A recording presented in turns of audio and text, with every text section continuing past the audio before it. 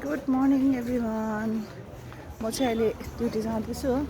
जाँदा जाँदा भिडियो किन बनाएँ भन्दा चाहिँ यहाँ हेर्नुहोस् ल,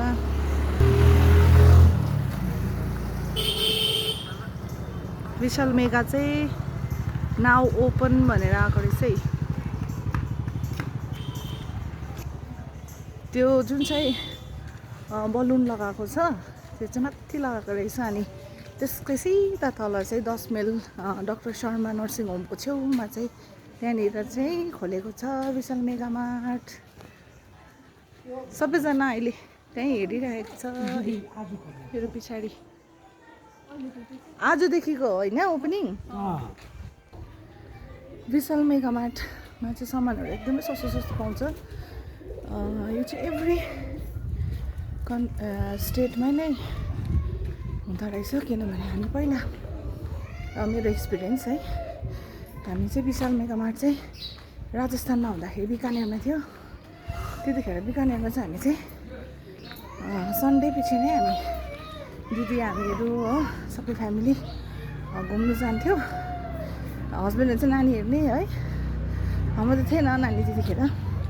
दादाहरू मेरो हस्बेन्ड चाहिँ नानी हेर्नु बस्थ्यो, हामी चाहिँ सामान छानेकै हो। हामी चाहिँ सामान छानेकै उनीहरू चाहिँ भएन भन्दै आउने है। अहिले त्यहाँदेखि हामी यता आएर सिलगढीमा जान्थ्यो। अब अहिले चाहिँ यहाँ कालिम्पोङमै आएछ। एड्रेस चाहिँ रहेको छ डाक्टर शर्मा नर्सिङ होमको छेउमा।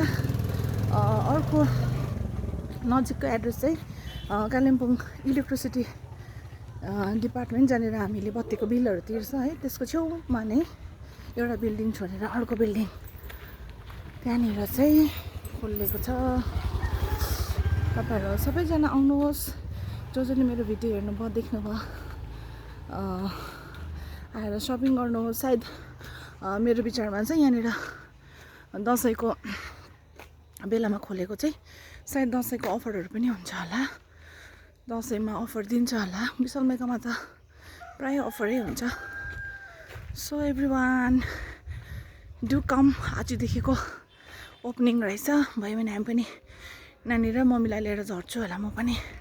हाम्रोदेखि चाहिँ नजिकै पर्छ, 5 मिनटको बाटो पर्छ। हामीलाई चाहिँ सजिलै भएछ। अन्त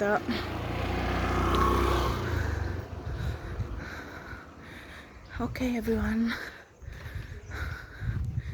बाई बाई।